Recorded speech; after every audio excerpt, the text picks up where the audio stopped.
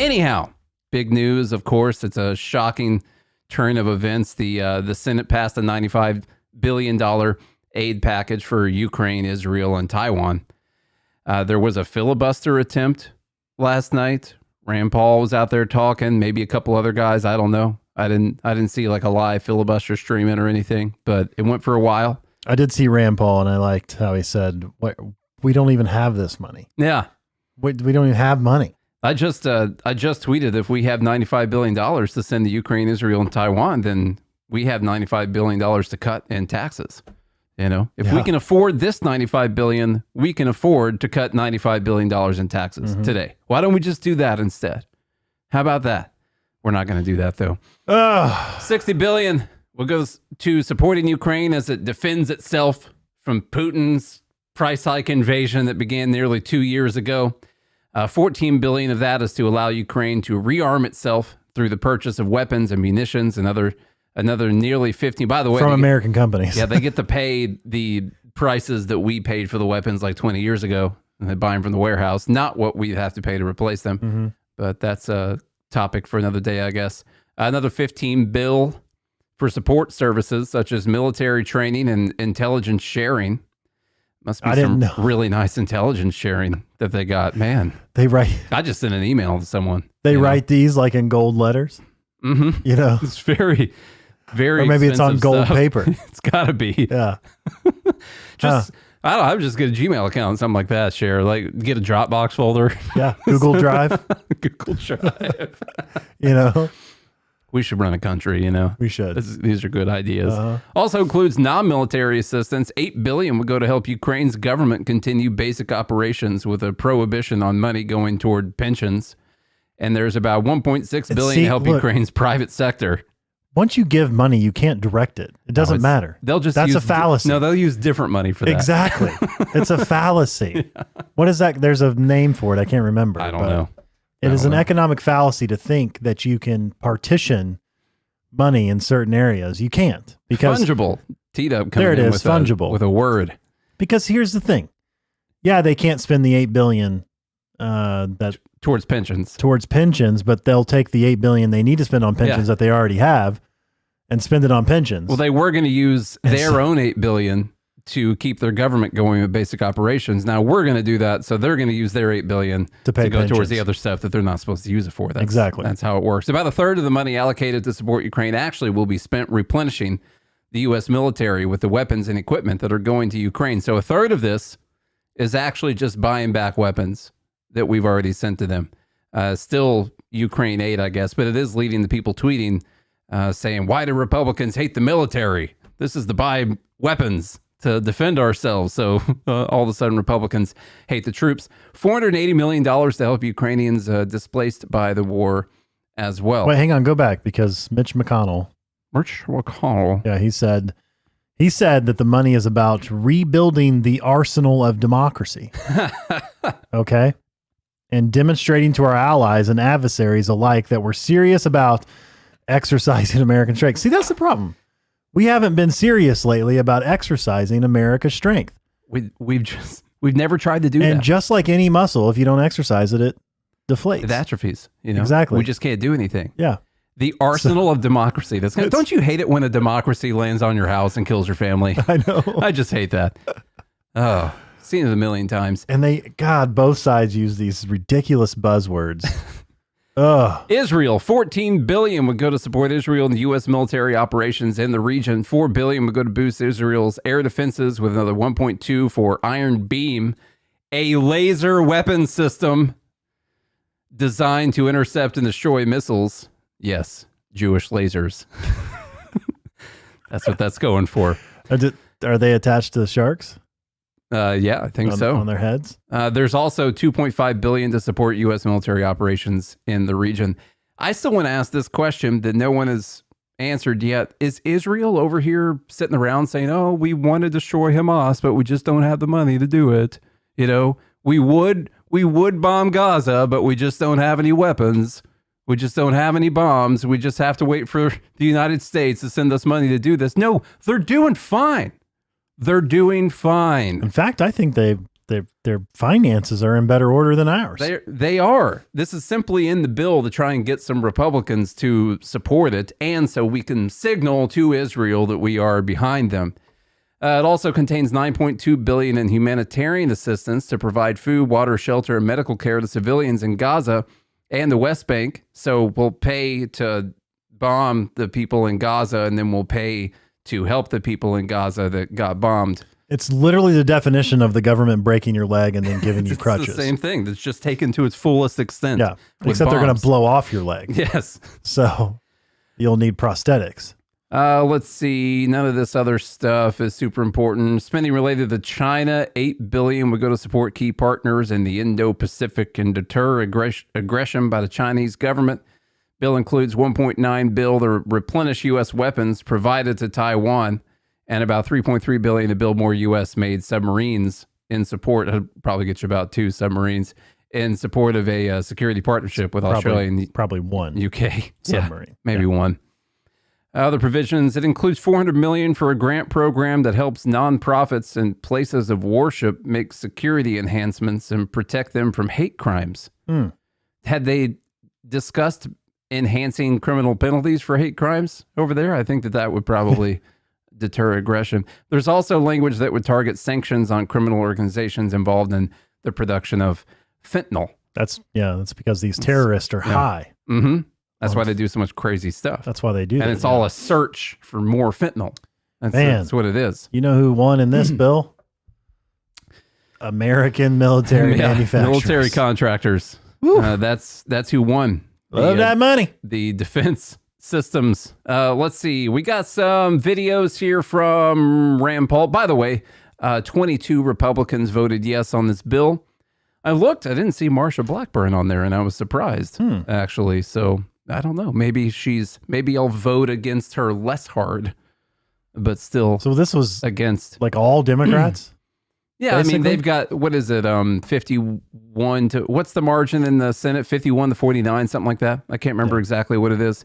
And they have to get over 60 for the filibuster, but they got 22 Republicans to vote along with them. It ended up with 70 senators voting to pass this. I'm not sure exactly how the math works out on that, but McConnell, Romney. Romney, anyone, I mean, there's no shocking names on this list. We've got, let's see, video from Rand Paul talking about this is bad. And so here's Rand Paul saying this is bad. I care about the bankrupting of America. That's weird. I care about the looting of our treasury. There can be an honest debate over national security or what is in our vital security, but there never is a debate. If you look closely at what people say, they'll simply declare it's in our national security to send money to Ukraine. There isn't really a debate. I actually think it's the opposite. I think sending money to Ukraine actually makes our national security more endangered. I think it threatens our vital national security to send more money to Ukraine. Why? Because I think it threatens the fiscal solvency of our country. All right, so that's Rand Paul's take on the matter. Whew, that was weird when it's only on one side like that. Really just what Putin said, by the way. Yeah. Which is the solvency of America. I wonder, there's really no plan for how Ukraine is going to win this war. I do wonder if this is just a plan to try and outspend Russia, basically, to just kind of keep them going until they have to give up on the whole thing. I mean, that's probably part of the plan. When it comes to Israel, they really don't seem to need our money. We're just going to be signaling that they have our support. I don't think that what Israel is doing is going to achieve their objectives. If we go all the way back to our October conversations on this matter, the biggest thing is, even if you support Israel and their right to defend themselves, which you do have a right to defend yourself when someone attacks you, maybe they've gone slightly too far, killing 30,000 people, kind of more than were killed over there. Mm-hmm. So we might disagree with the way that they've done this. Regardless of how you feel about it, if you want Israel to be safer, I think that the exact opposite has happened. I think that they have ensured that they will be in more danger for generations because of what they've done. And that, even if you support what they're doing, that should not be the outcome you're looking for. Do you think if America goes to war that Israel sends funding to America? I don't know. I want to see a list of the countries that provide us with money. With financial aid. Being the country that's 34 trillion in debt and all that, I want to see who's sending us money to keep protecting them all over the place. That's not how it works. Here's Mitch McConnell talking about how important this is and that basically we have to protect our empire and we need to get serious. And the people should need to be serious about this. So here's what he had to say. In democracy. And in peace. I know it's become quite fashionable in some circles to disregard the global interests we have as a global power, to bemoan the responsibilities of global leadership, to lament the commitment that has underpinned the longest drought of great power conflict in human history. This is the idle work for idle minds, and it has no place in the United States Senate.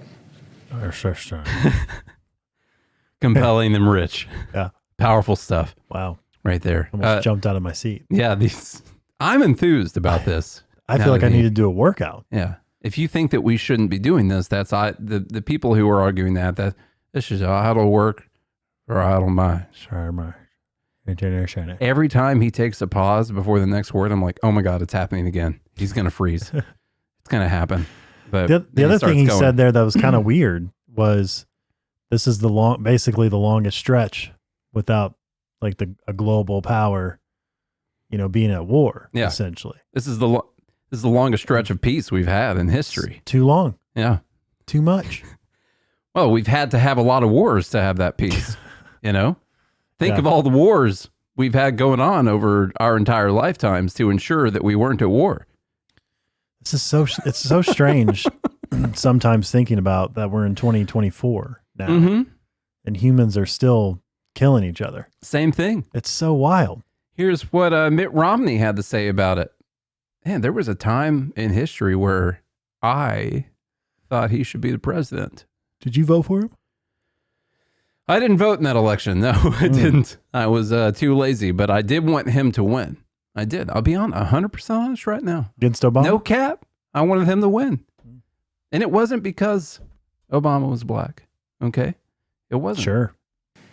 The vote we will soon take to provide military weapons for Ukraine is the most important vote we will ever take as United States senators. Ever. Yeah. Okay. There's the clip right there. This vote is the most important vote ever. As a United States senator, this vote to borrow money or inflate our currency and give $95 billion amongst these 3 different countries is the most important vote that any of these guys are ever going to take. That's how important this is. The only problem I see with this is at the very beginning, he didn't say, let me be clear. So it sounded a little muddy. Yeah. Could be lying right now since he didn't say, let me be clear. Exactly. Okay. Who else do we have on this thing? Oh, there is, by the way, there is like a little bit of good news on this topic. I know we're talking about the crazy stuff right now. I guess it's good news. I still think it's going to happen. But Speaker Mike Johnson says that this is DOA. He's not going to bring it to a vote. If he brings it to a vote, it'll pass because they have a very thin margin. All the Democrats will vote in support of it, and a lot of the Republicans will vote in support of it, so it will pass. And right now, he is saying that he is not going to bring it to a vote. I saw a lot of people saying that, of course, he's afraid of democracy, if he would just bring this to a vote. But I think that some rules like this it is good that we have these kinds of safeguards against things. Of course, Democrats would use it to their advantage as well. If there was a Republican Senate and a Democrat House and Republicans passed something they didn't like, they would do the same thing. And it is kind of a safeguard to checks and balances, I think is what we should call it. I just made that up right there on the spot, but I think that that's what we should call it. Balance and checks. What do you think? Balance and checks? Balance and checks. Yeah, we can call it that instead. Yeah. We don't have to... Prestige worldwide? He says Republicans were crystal clear from the very beginning. House Republicans. House Republicans were crystal clear from the very beginning of discussions that any so-called national security legislation must recognize that national security begins at our own border. The House acted 10 months ago to help enact transformative policy change by passing the Secure Our Border Act. And since then, including today, the Senate has failed to meet the moment. The Senate did the right thing last week by rejecting the Ukraine, Taiwan, Gaza, Israel immigration legislation due to its insufficient border provisions. See, where I don't like this, guy, is that if it would have had these sufficient border provisions, then this $90 or so billion still would have been able to go out to these other countries. So you're not actually against it. Just say you're not against it. You might as well go ahead and pass it. You're saying you're not against it. This is the politicians just play both sides. I know. You know, they want to make sure that their constituents who support Israel and Ukraine are happy, and the ones who want the border secure are happy. It's not about the principle, the fact that we don't have the money. No, we can borrow money. We're doing fine. It doesn't man. exist. We're doing just fine. Let's see what you're all worked up about, man. We got plenty of money. Yep. Let's transition over here to this Joe Biden is old topic, one of the most fun topics to talk about. You know, the White House is confirming that Biden will not take a cognitive test as part of his upcoming physical exam. According to this Twitter page, Biden will be the first U.S. president in history. I don't believe anything I read on Twitter, but I did want to play this before we get to the Jon Stewart thing from last night. Did you see the Jon Stewart I did clip? not. Does the White House... He's back, and it was good. And I'm going to talk, this could be White Pill Wednesday, but I'm not just going to say, oh, that was funny, that was funny. It's really good to have this. We'll talk about that here in a second, but here's what KJP had to say about Biden's cognitive abilities. I think that the idea of the president taking a cognition test, a cognitive test, as a part of this physical is a legitimate idea, particularly just on the heels of the special counsel report, more polling, as my colleague Selena just mentioned, showing that many American people have concerns about that.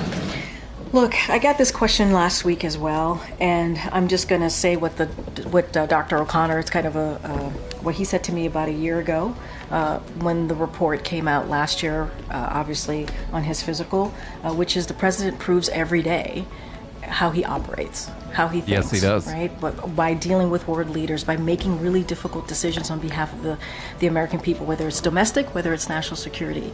And so he shows it every day on how he thinks, how he operates. And so that is how the Dr. O'Connor sees it, and that's how I'm going to leave it. What do you think about the idea of... So she's right. He does show every day how he he's thinks. incapable. Yes. Yeah. Way more than people. I actually, she goes on to say, I don't know if I cut it off too soon, but she goes to say these key words that have clearly been sent out to everyone. The first thing you have to say is that he's sharp.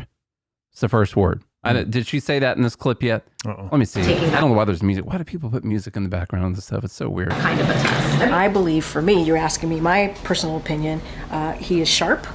He is on top of things. When we have meetings with him, with his staff, he's constantly pushing us, trying to get more information. Like why they are there and what room he is in. And what day is it? Yeah, stuff like that. Who am I? Who am I? Where's Bo? Where are we? Did you invite Bo to this meeting? Stuff Why like is he that, not yeah. here? He's Yeah. constantly pushing for more information all the time. She's lying. Yeah. She's lying. Everyone knows it. Everyone knows that. Everyone in the room knows that she's lying. Am I still vice president? Where's Obama? The sick thing that we've gotten to is everyone in the room knows she's lying. She knows that she's lying. She knows that everyone in the room knows that she's lying. And they know that she knows that she's lying. All of them have agreed upon this fake thing that they're going to do right now, where she says the words and they report them. And then us idiots out here are just supposed to believe it because these people said that it's so. Yeah. And that's what they believe should happen. Yeah, it's also called gaslighting. Yeah. Yeah. It's just all kinds of stuff. Mm-hmm. All right. Now let's get into the Jon Stewart thing. So he did this, he's doing a once a week thing. It's basically like don't pay attention to what Joe Biden actually says. Don't believe your lying eyes and Yeah. ears. Yeah, don't pay it. That's why it's gaslighting. Because Mhm. you can actually, what's going on, and they're trying to make you feel crazy. You know, like he's sharp. This guy's the best I've ever seen. Yeah, he's the greatest president. Bidenomics, baby. No one believes it at It's all. ridiculous. Now, Jon Stewart is back, I think, one day a week. I think on Mondays he's coming back and doing this. And this clip right here, which the original clip was 7 minutes. Did he I cut it down retire? to 4. Like what? I don't remember. He left. He retired 9 years ago, I think. 9 years. 9 years. I know. What has he been doing since? He tried a show on Apple. Oh, that's right. Can't remember the name of it right now, but it was terrible. I couldn't make it through like 5 minutes of the show because it was just super hard, annoying lefty stuff. It was not the Daily Show format, which he is perfect for. Like the Daily Show was a good comedy show. Weirdly enough, it morphed into this thing where a lot of people our age considered it like their number one source of news. And the good thing is he actually covered things from both sides, which is what people are upset about. People on the left are upset with Jon Stewart right now because he talked about how Joe Biden is old. And it reminded me of the whole Wuhan, China coronavirus lab leak, and that he was the one. He kind of broke the glass ceiling. He changed the Overton window or whatever on it being acceptable to say that COVID leaked from a lab by going on, I guess, Stephen Colbert's show. And wasn't too long after that, it was something that we were able to talk about. And so I'm actually encouraged by the fact that he is out there doing this thing about Biden and about Trump, because maybe he's the kind of guy who's going to break this ceiling again, or going to change the way that we're allowed to talk about this. Maybe people on the left and the right potentially will start to take this seriously. And so here is, it's a 4-minute clip of Jon Stewart's bit from last night. It is not crazy to think that the oldest people in the history of the country to ever run for president might have some of these challenges. Now, Democrats will say that any criticism like this, especially of Biden, is unfair because you just don't know Biden like they know Biden. President Biden is sharp, he's focused, he's bright. He is sharp, intensely probing, and detail-oriented and focused. This is a man who is sharp, who is on top of his game, who knows what's going on. He's smart, he's on his game. I was in almost every meeting with the president, and the president was in front of and on top of it all.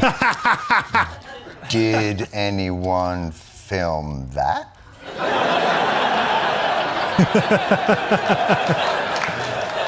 Yeah.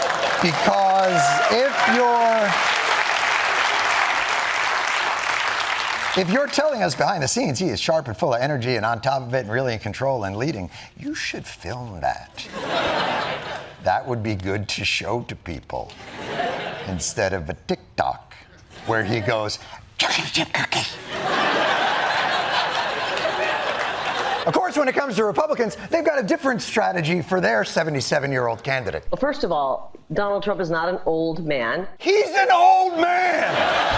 He is objectively an old man on a human scale. Trump is objectively old. That is not being ageist. That is being human lifespanist. They are the oldest people ever to run for president, breaking by only 4 years the record that they set. The last time they ran, they are at the age, they are objectively old. They're at the age. You know what? I think we've got a new name for our election coverage.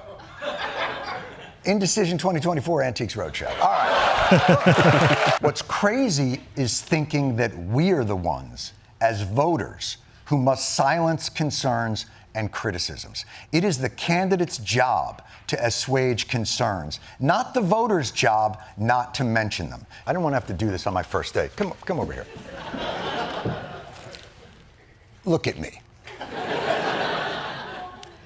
Look what time hath wrought. Look, I'm like 20 years younger than these. The stakes of this election don't make Donald Trump's opponent less subject to scrutiny. It actually makes him more subject to scrutiny. If the barbarians are at the gate, you want Conan standing on the ramparts, not chocolate chip cookie guy. Look, the next 9 months or so, and maybe more than that depending on the coup schedule, they're gonna suck. You're gonna be getting emails with insane subject lines like, "Hello, John, it's Chuck Schumer. Donald Trump is right behind you with a knife."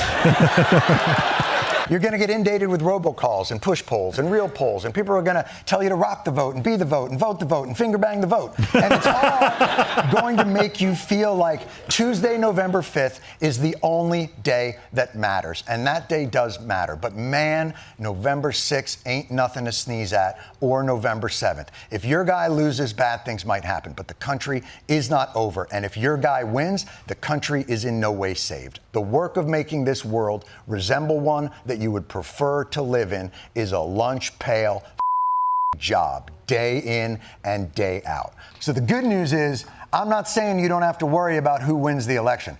I'm saying you have to worry about every day before it and every day after, forever. Although, on the plus side, I am told that at some point, the sun will run out of hydrogen. It's good.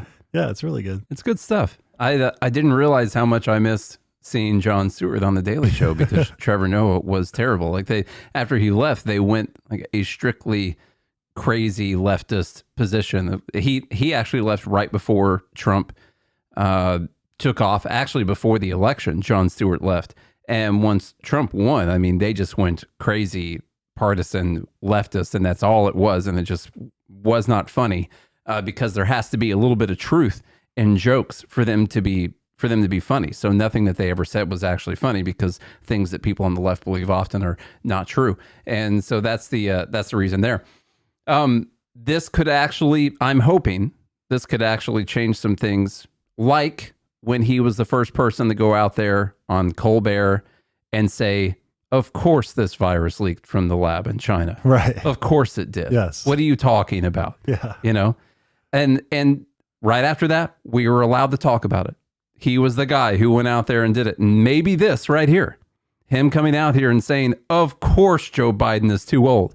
Of course he's not making any sense. We see it. And so is Trump. And so is Trump. They're both too old. They're both old. You know? Yes. So I'm hoping that maybe somehow this guy, Jon Stewart, is going to allow everyone to talk truthfully about some things. Now, he said some stuff at the end that I sort of took issue with, or that I wish wasn't true. When he's talking about how important the elections are, he's saying, it's not just the 5th of November.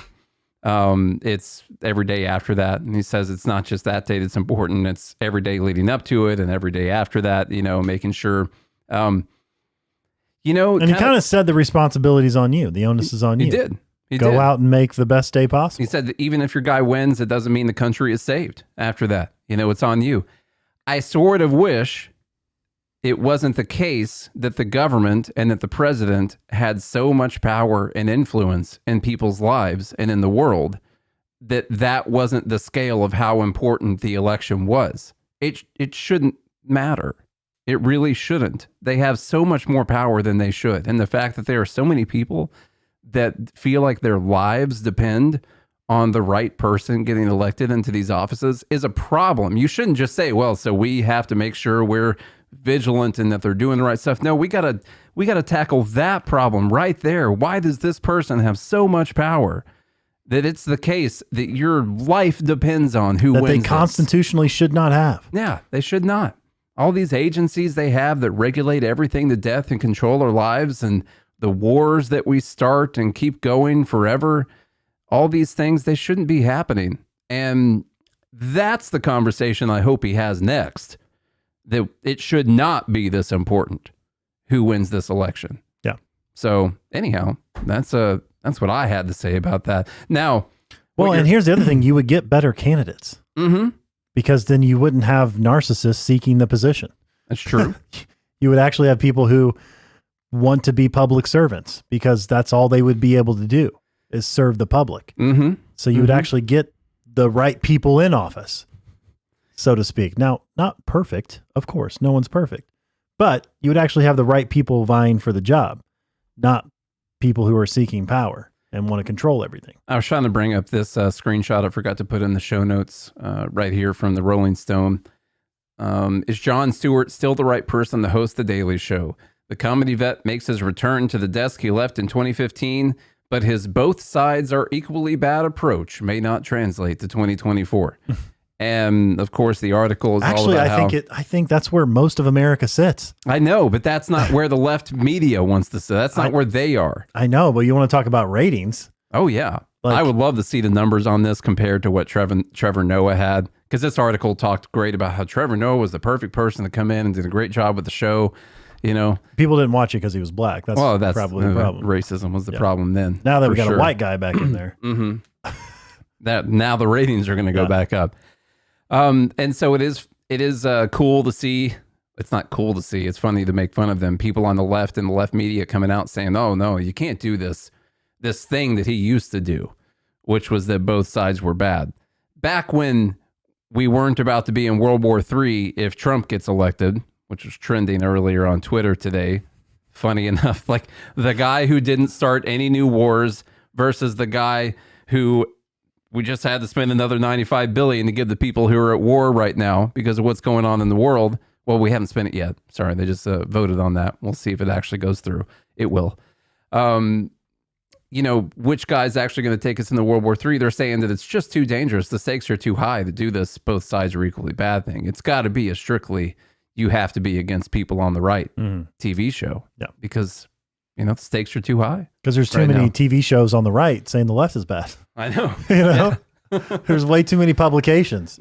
That's so many people in media out there just talking about the wing left. Domestic terrorists. They've got control over most of the media. Yeah, they control everything. Schools, the media. So we need we need media fighting back against that. Finally. Okay, that's all we got. That's our time limit for today. Did you hit the mark? We hit the mark. Oh, I thought it was 37. No, 32 was the actual mark. Oh, see, this is what happens when you set goals, folks. Crushed them. You can hit the mark if you set a goal. When we were at 28 minutes earlier and we had finished that clip, I was like, I got to make up 4 minutes worth of BS right now. See, I wasn't thinking people about to listen to because I just felt it. You were in the moment. I felt it in my heart. You were talking as things came up. Yeah. We don't know who Mark is, but I don't know. We hit him. We hit him. Screw that guy, Mark. Yeah. Blew him out of the water. Yeah. All right. That guy. You know, he's old. Trump and Biden. You know, perhaps it's good that RFK Jr.'s running. Maybe he'll win. There'll be enough people that don't want Biden or Trump. I do, oddly enough, have these moments, and I have to snap out of it, but I have these moments where I kind of wish he would win, even though I think I'm not one of these guys who says RFK is good on anything. I don't think he's good on anything. I think it's a broken clock is right twice a day thing. In my mind, to be a contrarian, I say a broken clock is never right. And in Usher's mind, it's 7 o'clock on the dot. It is. But I don't think he's actually good on anything. And the things that he is, quote, good on would be for the wrong reasons, which is very dangerous. But anyway, the point of this, I find myself sometimes feeling like it would be a breath of fresh air to have him come in and be the president. Just to see the Republicans and Democrats not win. I feel like it would somehow be less stressful, like the anxiety level of the entire country would go down. Now, economics is what I find to be the most important thing, which is why out of all the candidates, I think Nikki Haley is the best option. But I would throw my support, behind Trump. So you heard it here. No, I just got mad last night because Nate is not a never Nikki. I got mad last night because Trump released another ad just trying to rip apart Nikki Haley for wanting to do entitlement reforms. And I'm like, dude, you've got to be fucking kidding me right now. This has to happen. This is the fiscal cliff. If we don't touch this, nothing else matters. We might as well send this. You're mad about money going to Ukraine? Nothing else matters if we don't do anything with entitlement reform. Anyone who doesn't take that seriously is not serious. Trump will be dead by then. So he doesn't, and he doesn't need Social Security anyway. Actually, most of the politicians, I think, will be dead in the next 10 years. That actually made my blood pressure go down right then. I felt it. Just like I when he felt said, it. Yeah. you know, someone told him that eventually the sun will run out of hydrogen. Mm-hmm. You know? So does this matter, you know? There is hope. I mean, that's going to be like millions of years probably. There is hope in the darkness.